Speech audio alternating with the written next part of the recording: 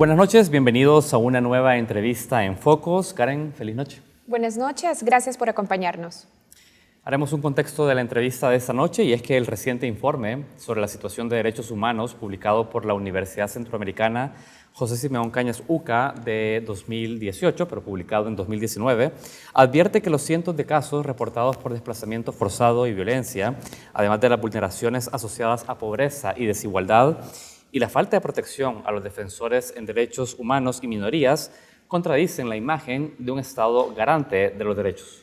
Y en este contexto, la Asamblea Legislativa debe elegir al próximo procurador para la defensa de los derechos humanos. Esta persona será la responsable de velar por el respeto de las garantías fundamentales de los salvadoreños durante el periodo 2019-2022. A la fecha han expresado su interés 24 aspirantes, incluyendo a la actual procuradora. En Focos consideramos de suma importancia la discusión alrededor de esta elección. Por ello, abrimos a partir de esa noche la discusión y este foro para conocer los perfiles de los aspirantes a procurador para la defensa de los derechos humanos.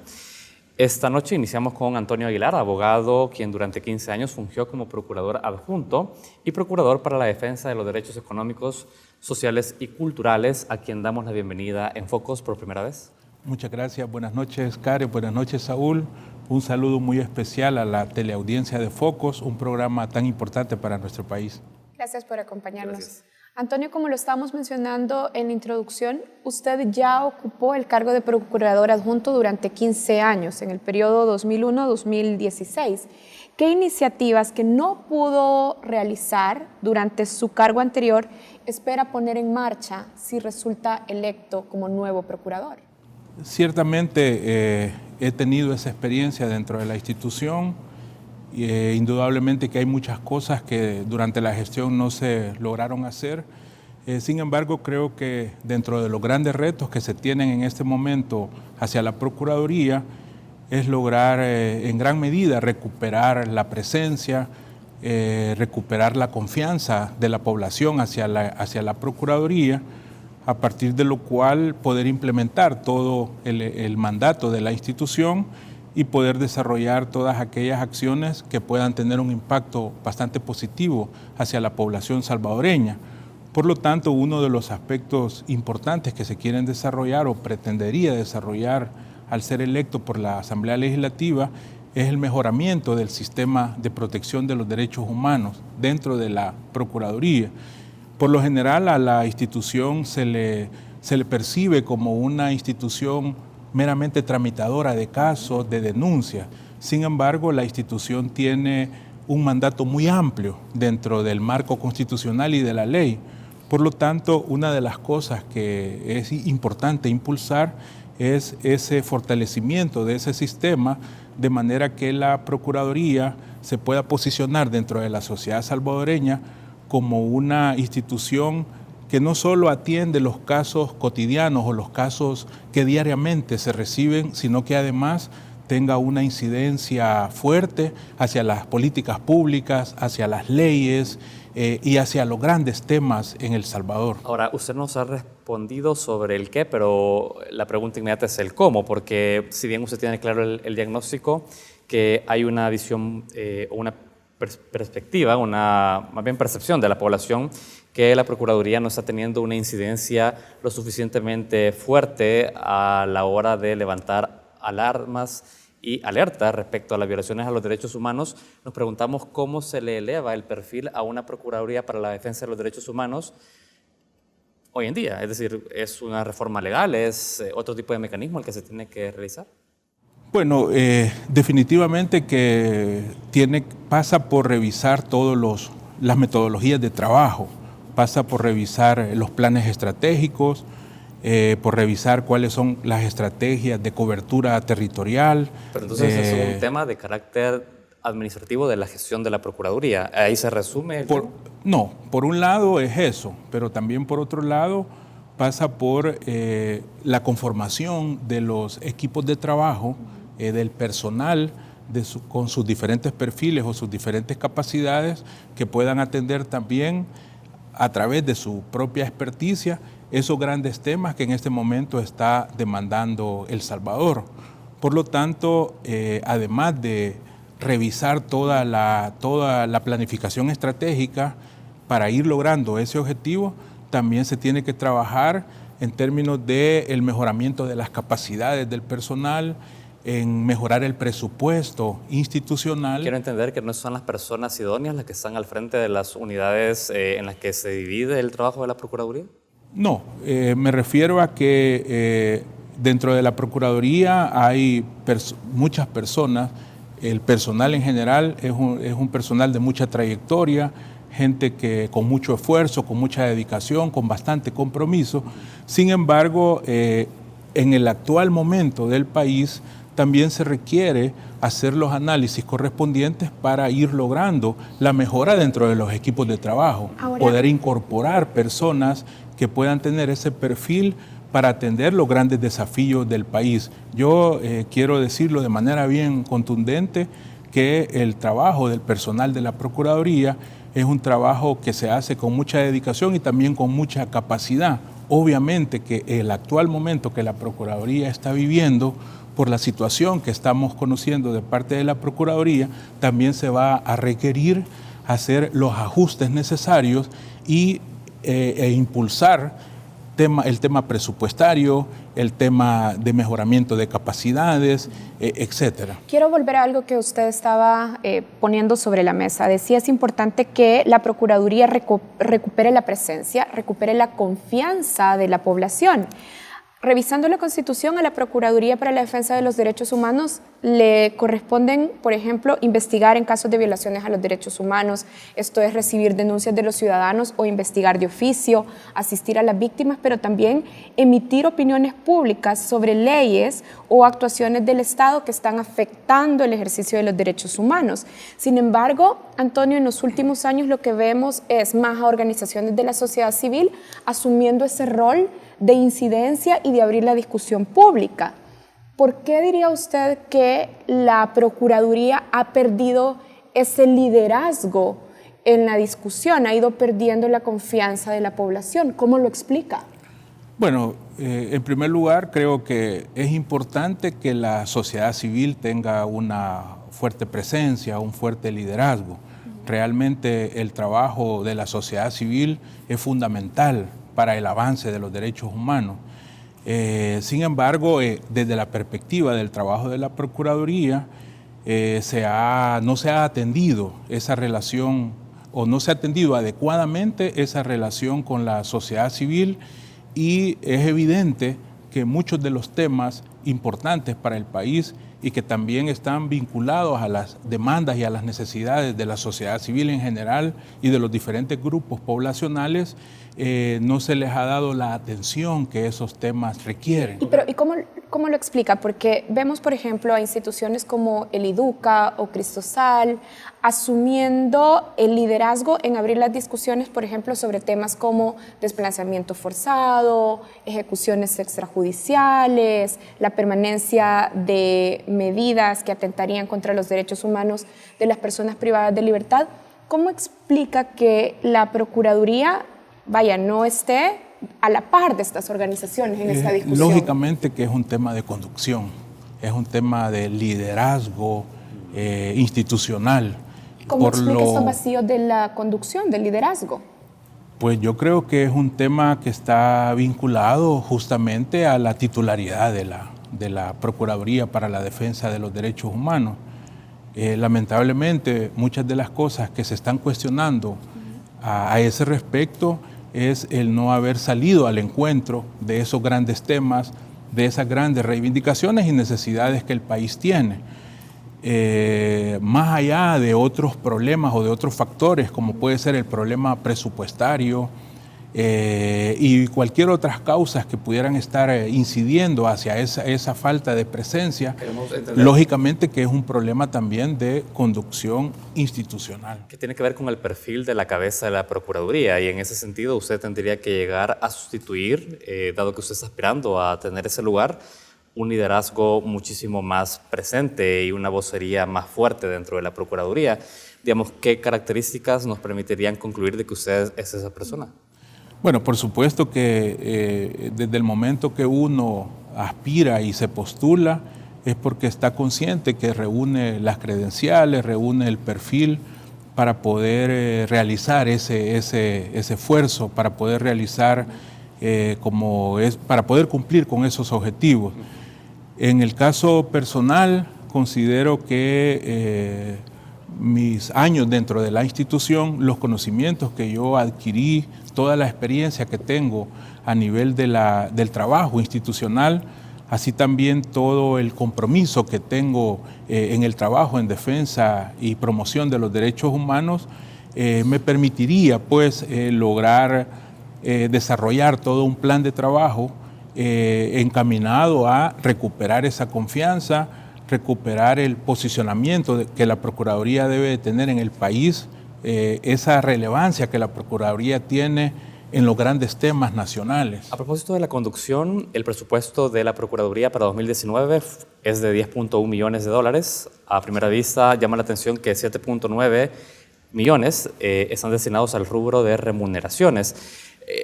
Digamos, desde su análisis externo como alguien que va a llegar a administrar esos recursos, ¿usted identifica que están vinculadas estas asignaciones presupuestarias a remuneraciones respecto a los objetivos que debe cumplir la Procuraduría? Es decir, ¿hay una buena distribución entre la inversión que debe hacer la Procuraduría en su política pública respecto a lo que paga en remuneraciones? Fíjense que este fenómeno en el tema presupuestario de la Procuraduría también lo adolecen muchas instituciones del sector público, donde el presupuesto en su mayor parte o en su mayor proporción se destina a gasto corriente, a gasto que no está vinculado fundamentalmente con la prestación de los servicios, el impulso de los diferentes programas. Indudablemente que como procurador, en caso de ser electo, uno de mis principales esfuerzos también es el impulso de todas aquellas estrategias para el mejoramiento del presupuesto institucional. Hablemos de un caso específico. Revisando el presupuesto para este año, como Saúl lo decía, de esos 10.1 millones, solo se dedican $645,000, menos del 1%, a desarrollar un sistema de derechos humanos, que es lo que usted perfilaba como una de sus prioridades si llega al cargo. ¿Cómo se corrigen estas asimetrías presupuestarias o cuál es su propuesta para corregirlas? Bueno, obviamente que en primer lugar es la búsqueda de un mejoramiento presupuestario, pero también el apoyo internacional. El apoyo de la cooperación internacional ha sido a lo largo de muchos años en la Procuraduría muy clave para el mejoramiento o el fortalecimiento de muchas acciones que la Procuraduría realiza dentro de un ejercicio integral del mandato. Por lo tanto, conociendo esa realidad, una de las acciones que como Procuraduría se tienen que realizar es buscar el mejoramiento del presupuesto, pero también tratando de desarrollar una distribución adecuada también de los recursos, porque hay que decir una cosa, el hecho de que la mayor cantidad de recursos se van hacia el personal, eso también impacta positivamente hacia las labores que este personal realiza a nivel territorial, a nivel de la sede central, etc. Preguntaba si tiene correlación respecto a la función que cumple la Procuraduría de destinar un porcentaje importante, mayoritario, hacia salarios. Sí, tiene una vinculación directa, aunque se podría decir de que esos montos tan mínimos para dedicarlos a los programas específicos, a la atención a las víctimas, a la atención de la población, es muy reducido, pero también el dedicar esa cantidad de fondos hacia el personal también tiene una incidencia directa e importante hacia los servicios que se le prestan a la ciudadanía. No es lo ideal, realmente. Y está claro que el problema es un tema presupuestario de asignación a la institución Procuraduría para la Defensa de los Derechos Humanos. De llegar a ser usted electo como procurador de la Defensa de los Derechos Humanos, ¿cuál sería su estrategia para poder incidir en el Ministerio de Hacienda, de alguna manera también, y obtener una asignación correspondiente a esto? Porque de alguna manera también es un trabajo de una incidencia. No, además que yo a lo largo de mis años dentro de la institución conozco todos los esfuerzos que se han hecho ante el gobierno, ante el Ministerio de Hacienda por mejorar el presupuesto. La verdad que la Procuraduría siempre ha tenido un presupuesto bastante mínimo. Sin embargo, es importante recordar que muchos de los organismos internacionales de protección de derechos humanos están recomendando reiteradamente que el Estado salvadoreño tiene que mejorar el presupuesto de la Institución Nacional de Derechos Humanos. Por esa vía o en ese marco, dentro de las actividades que como procurador tendría que realizar es poner en evidencia y presentar las diferentes peticiones y realizar todos los esfuerzos para que el Estado pueda mejorar realmente el presupuesto de la Procuraduría. Sabemos de que no es un trabajo fácil porque todo tiene que ver también con las capacidades financieras del Estado, pero es importante que en El Salvador se comprenda que el trabajo de la Procuraduría es un trabajo que tiene una vinculación directa con el desarrollo del país y con un proceso o la construcción de un proceso democrático, o la consolidación de ese proceso democrático. Entonces es un esfuerzo que se tiene que continuar haciendo, tomando en cuenta también los esfuerzos que se tienen que realizar en búsqueda de la cooperación internacional, que también es muy clave y muy importante para los diferentes programas de la Procuraduría. Lo interrumpimos aquí y hacemos una pausa. Cuando regresemos vamos a continuar conversando con Antonio Aguilar, abogado y candidato al cargo de Procurador para la Defensa de los Derechos Humanos. Ya volvemos.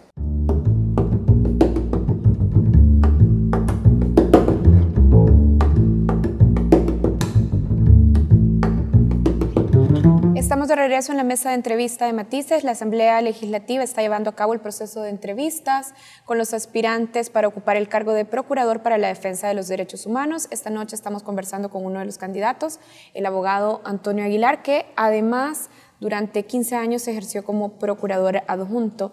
Antonio, usted deja la Procuraduría justo al inicio del mandato de la actual procuradora Raquel Caballero de Guevara. ¿Por qué sale de la Procuraduría al inicio de ese mandato? Bueno, yo en ese momento estaba fungiendo como procurador adjunto para la defensa de los derechos humanos. Ciertamente es el segundo cargo más importante dentro de la institución y obviamente que por respeto a la nueva gestión, uno deja el espacio para que la nueva gestión pueda configurar todo su gabinete de trabajo, su gabinete de administración.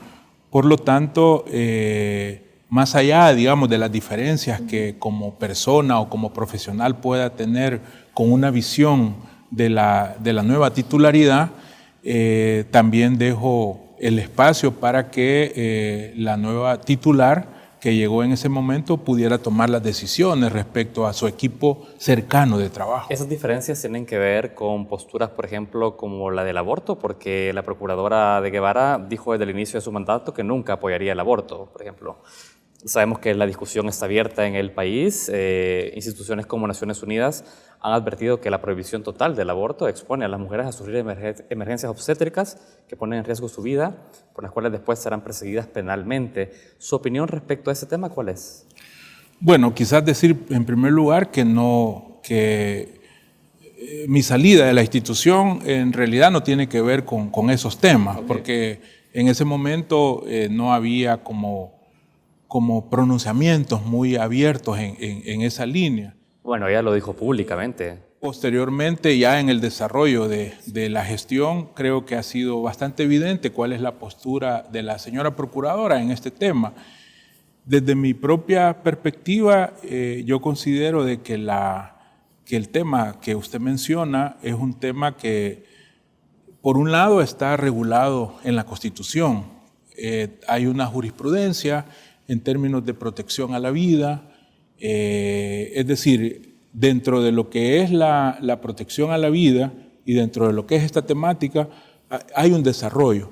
Sin embargo, considero que también la protección de la vida tiene que ser integral. Por lo tanto, la sociedad tiene que generar los espacios para que se discuta todos aquellos factores o todos aquellos aspectos que también tengan que ver con la salud y con la protección de vida de la madre. Ahora, por lo tanto,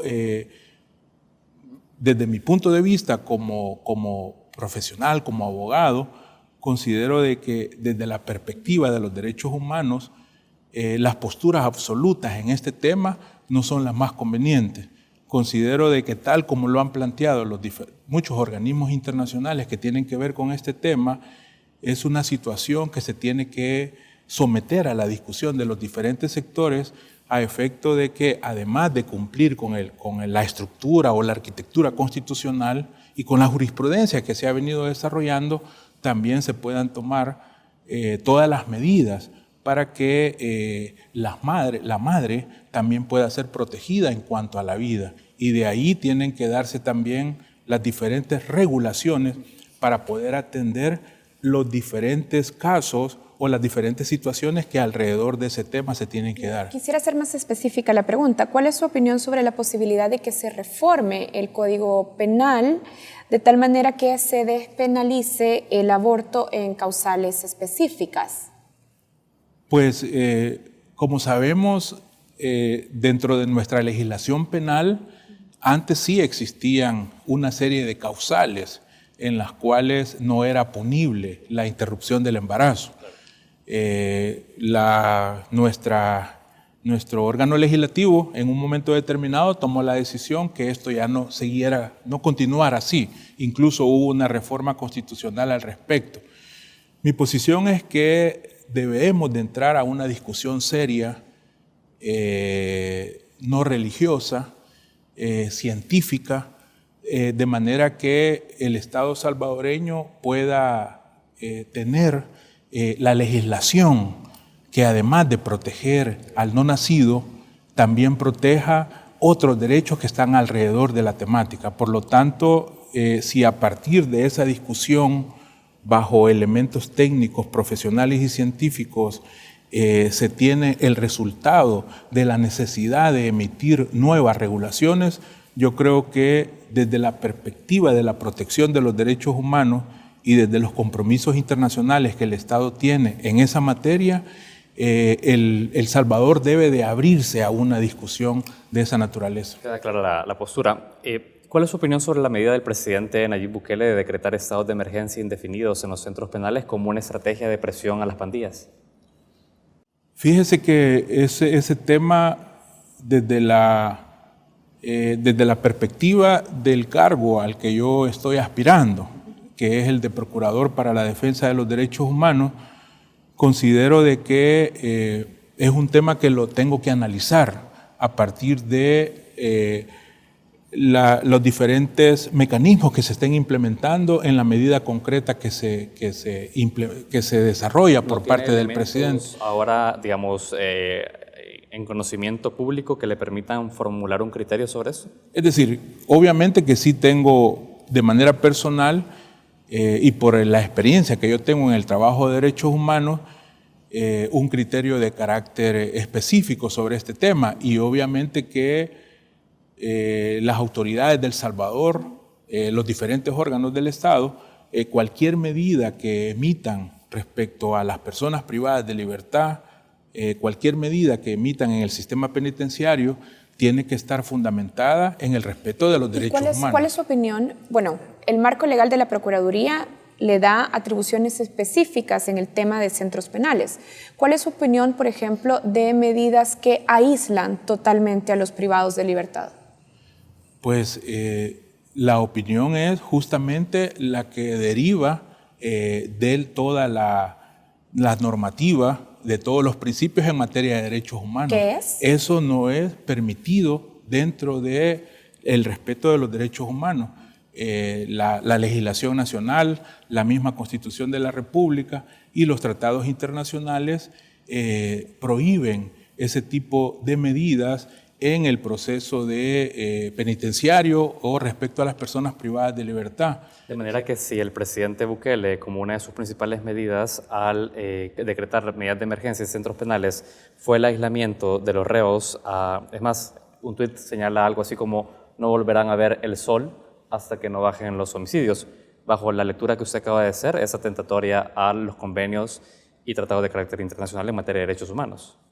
Como lo dije al inicio, desde la perspectiva del cargo al que estoy aspirando, ese es uno de los temas principales en esta materia que tienen que ser objeto del análisis correspondiente. Hay una inquietud respecto a este contexto, porque usted llegaría a dirigir una institución que es vista por muchas voces como incómoda para las tareas de seguridad pública, que exigen de alguna manera algunas de esas vocerías mayor represión y supresión de garantías en derechos humanos a las pandillas. ¿Cómo usted piensa administrar eso cuando hay un porcentaje de la opinión pública que ve como incómoda la participación de la Procuraduría de Derechos Humanos, incluso funcionarios públicos? Pues yo creo que eso es un fenómeno que no solo se da en El Salvador, sino que a nivel de América Latina y a nivel internacional. Hay una idea equivocada que el trabajo en defensa de los derechos humanos es contrario a una lucha contra la criminalidad, a una lucha en favor de la seguridad ciudadana. En realidad, la mejor forma de realizar un trabajo en función de la seguridad ciudadana y del combate a la criminalidad, de la protección de las personas frente al auge delincuencial, es hacerlo bajo el absoluto respeto de los derechos humanos. Es la mejor manera como la que se puede desarrollar todas esas acciones por parte del Estado. Yo creo que uno de los grandes retos que la Procuraduría tiene en estos momentos es ir desmontando esa visión respecto a esa dicotomía que se da entre combate a la delincuencia o control del delito y respeto de los derechos humanos. Pero como lo he manifestado, es un tema que no solamente se da aquí en El Salvador, sino que hay una visión también a nivel internacional que la defensa de los derechos humanos en un momento determinado se torna incómoda frente a diferentes políticas que se impulsan en materia penal o en materia de combate a la delincuencia. ¿La presencia permanente de la Fuerza Armada en tareas de seguridad pública constituye para usted una violación a los acuerdos de paz y a las garantías de derechos humanos? Haciendo un contexto, creo que dentro de la Constitución, de manera excepcional, es permitida las labores por parte de la Fuerza Armada en la seguridad interna, en labores de seguridad pública. Desde la perspectiva del trabajo de una institución como la Procuraduría y desde la perspectiva de la defensa de los derechos humanos, el ideal, y sobre todo para El Salvador, desde el enfoque de los acuerdos de paz, es que haya un desmontaje progresivo de la presencia de la Fuerza Armada en labores de seguridad pública. Realmente lo que se debería de atender o hacia donde nos deberíamos dirigir es hacia el fortalecimiento de la Policía Nacional Civil, porque es el diseño institucional que los acuerdos de paz establecieron para el país. Creo yo que la población en general en un determinado momento puede ver de manera positiva los anuncios que se hacen respecto al aporte que la Fuerza Armada da en esta materia. Creo yo que eso no se puede negar y tampoco se puede negar que en un determinado momento es positivo que el presidente anuncia que hay una reducción de homicidios y de otro tipo de delitos, pero para estar en sintonía con la Constitución y bajo los postulados de los acuerdos de paz, el ideal es que la Fuerza Armada tenga efectivamente la labor excepcional en materia de seguridad pública. Queremos conocer su opinión sobre un tema que tiene que ver con memoria histórica, justicia restaurativa.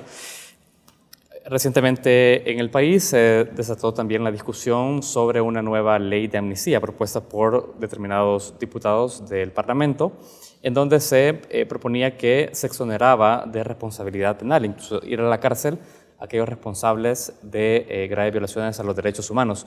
¿Usted cree que puede haber justicia para los acusados de violar derechos humanos en la época del conflicto civil sin ir a la cárcel? ¿Es posible eso?